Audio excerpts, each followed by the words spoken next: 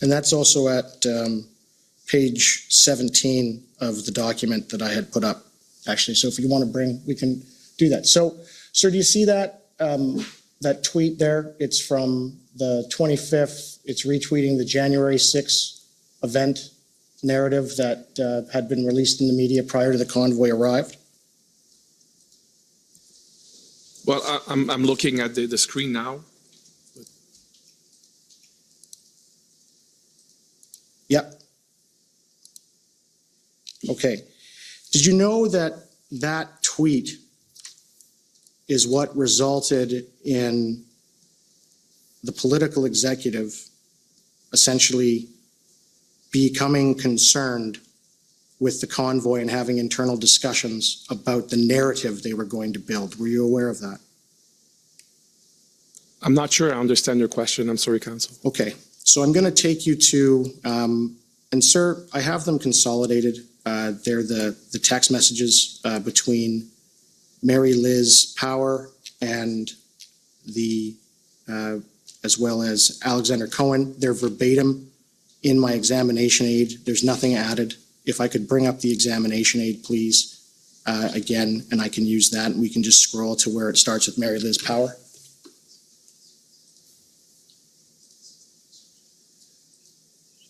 Sir, thank you.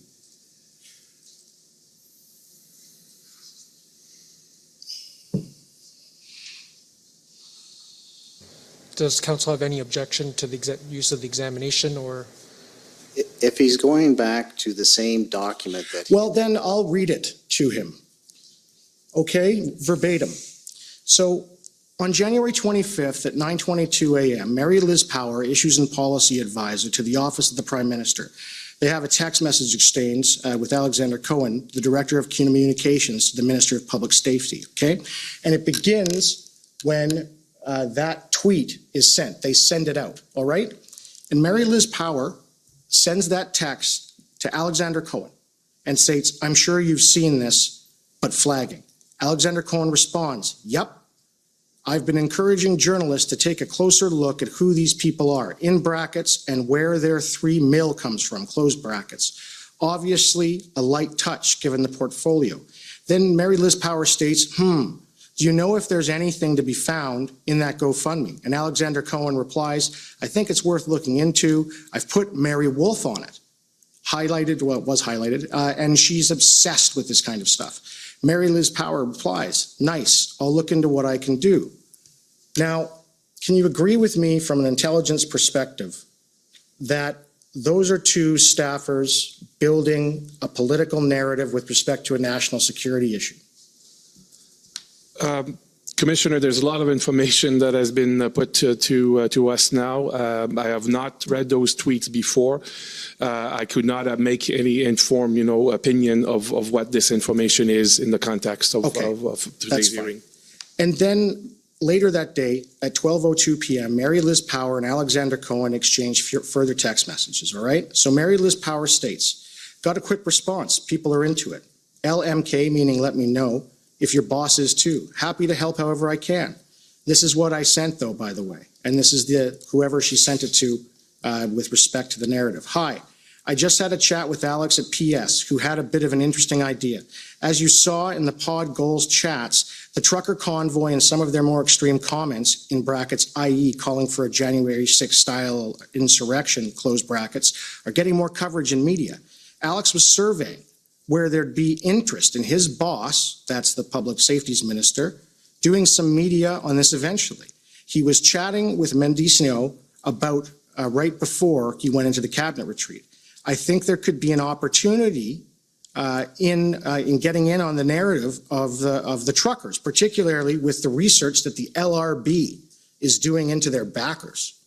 My thoughts of framing here would be similar to what the PM and Blair said last year when January 6th occurred. Our democracy is something we need to nurture and protect every day. We will always protect the right to peaceful protest. Some calls that organizers of these events are making are concerning, and we're taking them seriously. We'd need something to back this up in brackets. We'll continue to monitor the situation closely, and the fine line to walk would be to ensure we are not looking like we're directing the police, which obviously is not the goal here. Hoping to canvass your thoughts. Alex said he'd come back to me with a proposal this aft when he gets to chat to Mendicio again, and obviously pending his boss and our interests in looking into this further. Mr. Cohen responds, thanks. I had an initial chat with my boss and he's supportive, but wants to wait a day or two. There's a danger that if we come down too hard, they might push out the crazies. Mary Liz Power replies, I think that's fair. Apparently Global and others are working on stories. Maybe we see how those land. Now, I'm going to ask the same question again. At that point, are there a bunch of political staffers essentially planning to create a national security issue or make one look like it is? Mr. Commissioner, I will have the same answer. You know, there's a lot of information just been put to us for the first time. There are acronyms that were mentioned. I don't know what they refer to. And I think, you know, I could speak to information I'm aware of, privy to, but unfortunately not this one, Council. So are you aware of the LRB, what it is? You are, aren't you? Not the specific acronym, maybe if you spell it out. Liberal Research Bureau. Yeah, I know about the Liberal Research Bureau. All right. And so is it fair to say that it's kind of strange that the political branch would have the Liberal Research Bureau doing research on protesters with respect to these concerns they're raising, as opposed to yourselves who are the National Security Agency? Mr. Commissioner, I would say that, you know, this is not something that would be of interest to CSIS. As we, my colleagues and I have testified, we very much, you know, since the beginning, mid-January on, we've been looking at these issues and the developments and potential threat to the safety of security of Canada based on the CSIS Act. So we would not be looking necessarily for what other parties would be involved in this context. Okay, can we go to document SXM.can.00006358 underscore rel.0001?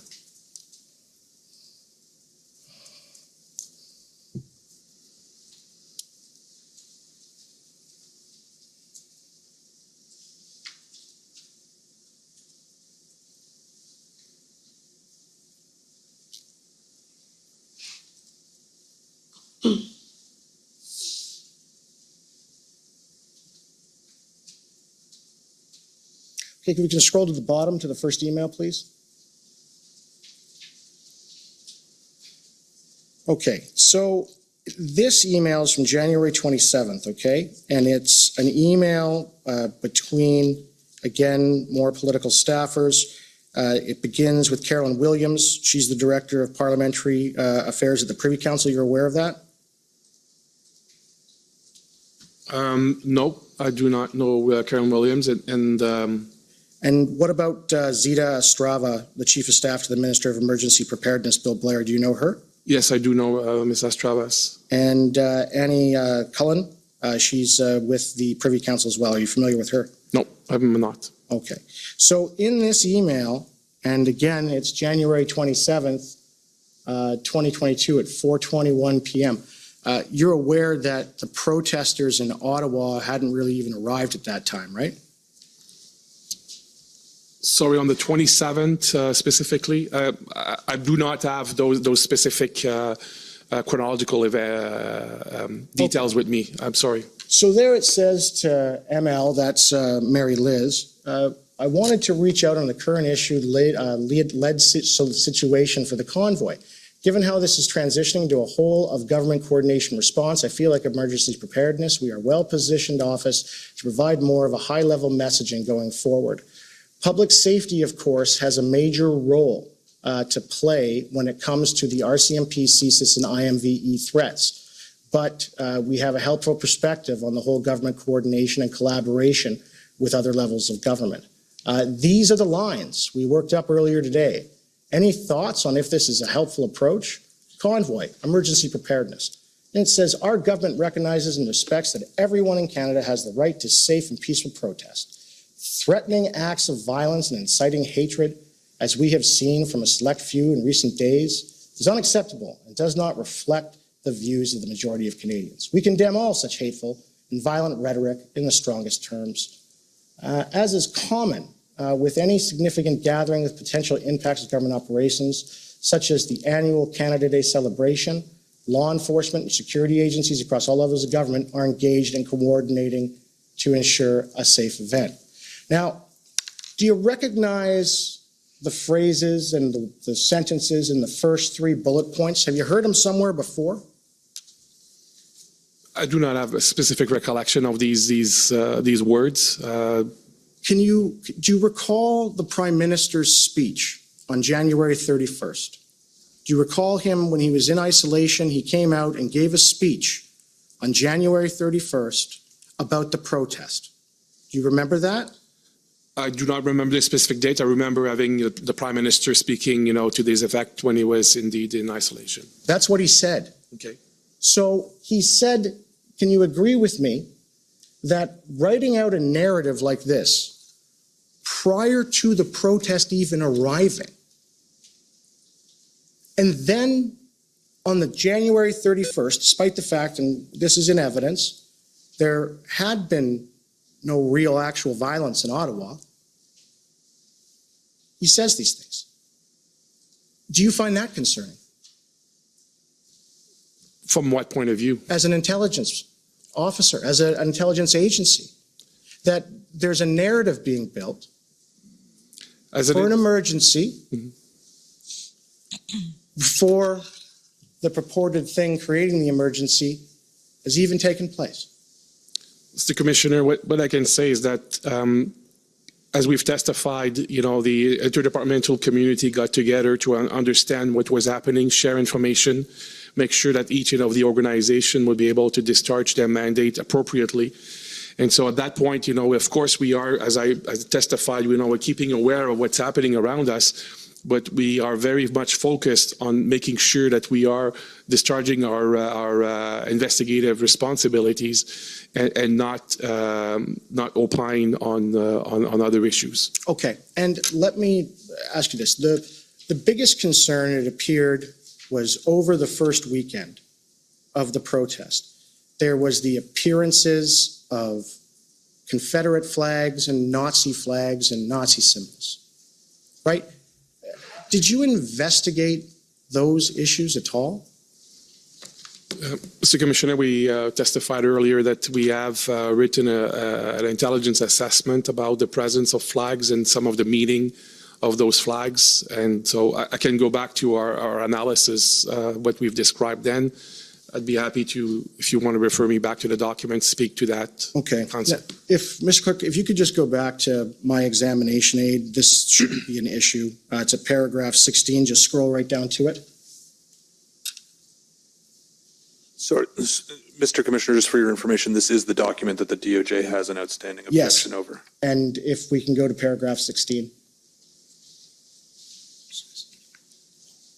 Mr. Commissioner, we've already objected to this document being put up. I understand, but I'm going to ask for a ruling on the commissioner to put this page to them. So let's deal with that if we can. So if we can put up Just a page second. 16 again. And what is page 16? Or paragraph 16 is just the 2 pictures of the first post in time at 10:13 a.m. on January 28th, 2022 of the spotting of a Confederate flag. And there's also a license plate number. If you'd like me to go through and bring up all of the documents, I'm just trying to get this done quicker, sir. Well, you're way over time already. I understand, but this is so important, sir, that I need more time to get through this area. It is extraordinarily important. Well, so far asking a bunch of questions Right. to people who have no knowledge of the documents or the information I understand. So is not, I'm trying to explain something. And I know you're frustrated, but that's not good use of your time. And reading into the record, that exchange of texts was done days ago. And again, that's not a good use. So I'm trying to be patient, and I understand you want to get something done. So let's try and work together to figure out how we can navigate this in a appropriate way. Okay, So you want to put up a picture of a license plate that's in relativity? yes. Okay, and I think your co-counsel has the number for that, the relativity number, so we can, I'm guessing. Yes, Mr. Commissioner, Okay. from my understanding, Mr. Miller would like to first put up a tweet of Ariel Truster that shows the image of the license and then the license. So we'll Right. call up the number HRF, so POE.HRF 6021. Okay, so I think that's okay, Mr. McKinnon, we're just putting up the picture for what it's worth, we'll see what it is. We've gone to page 16 with respect, and it's not just a picture. We're not But putting up that's- page we're- 16. We've moved on, Mr. McKinnon, so, If it's just the picture, that's fine. okay, so that's what I think we're doing, so I'm just, let's try and get through this. Okay, so, sir, this is my first understanding that this was the first post in time that I can find with respect to when a Confederate flag or a Nazi flag appeared. And it's at 10:13 a.m. on January 28th of 2022. And it's posted by Ariel Troster. Do you know who she is? I do not. You're not aware that she's the new counselor that replaced Counselor McKenney? I do not know who the individual is. All right, and so then if I could just bring up the closer photo with respect to the license plate, please, and that actually is at page 43 of the examination book of authorities. That'll just be easier for you, Mr. Clerk. Well, no, I don't think we go there, so your co-counsel, I think, has the reference. Yes, Mr. Commissioner, the reference is POE.HRF 6029.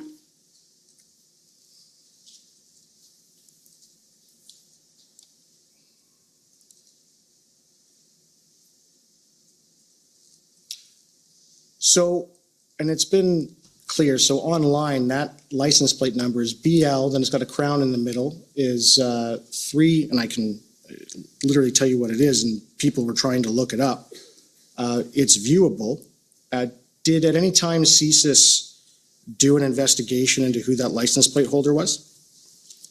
Mr. Commissioner, I do not have the specific knowledge of this, and even if I had specific knowledge, we would not be at liberty to disclose specific Right. details. That's why there was an in-camera session with the Commissioner and Council. Okay, and so the next document then would be second, please. The next document is the one that comes after in the examination aid, and it is the January 29th being POEHRF 0000000024.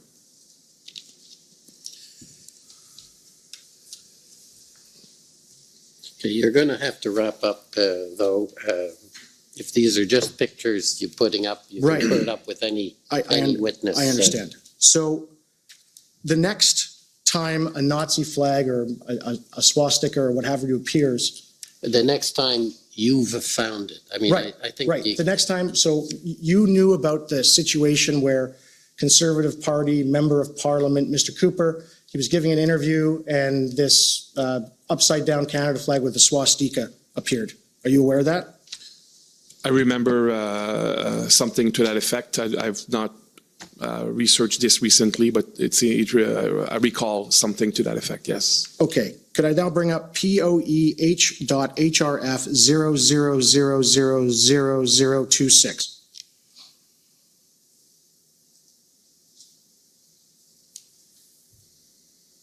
Okay, so this is the post from a fellow by the name of Skip Pop, unidentified on Reddit. He posted at 3:12 p.m. And it's, from my understanding, the first time that the Nazi flag photo appears. Are you aware of that? I'm not aware of that, and I'm not seeing Yeah, it's just anything other than. I'm just trying to get through it. And then there is the issue with respect to that, that no one was able to identify this gentleman. And I believe there's a close-up photo of my friend, Ms. Vanberg. Okay, I think that's going to have to be it, though. Right. Well, I'm just going to, if we're going to run out of time, is this. Were you aware that the first time that the picture of the gentleman all covered in army fatigues with a mask over his face, walking with a Confederate flag through a crowd, it first appeared in an opinion piece in the Toronto Star from someone who actually works for the Liberal Party of Canada? Were you aware of that? Mr. Commissioner, my friend seems to be giving evidence now. I'm asking if he's So aware of he it. asked a question, and I can guess at what the answer is Right. going to Right, be. okay, Right. but there's a presupposition of a fact that's not a. Yeah, because you keep interrupting me when I'm trying to ask questions and I'm No, running out of time. Just, please, okay. So I'm not aware of the articles, and I'm not aware of those facts that you mentioned. Right. I'm sorry. are you aware of a company called Enterprise Canada? Not specifically, no. And have you identified the individual, one that is, it was all over the news, the gentleman that was carrying the Nazi flag? Have you identified him yet? Mr. Commissioner, as I've said before, the specific details of our investigations have been shared, with Commission earlier. I would not be able to go into more specific details. Okay. So I think that's it. Right, yeah, no, and I Thank take it then, sir, that you know that individual was Brian Fox from Enterprise Group. I have not said anything of that respect, Council. I have not testified to that, Council. Yeah, you haven't testified to it, but you know that to be true, don't you? No, that's not fair. Firstly, not a fair statement. So please, and please don't, if you're going to make a statement,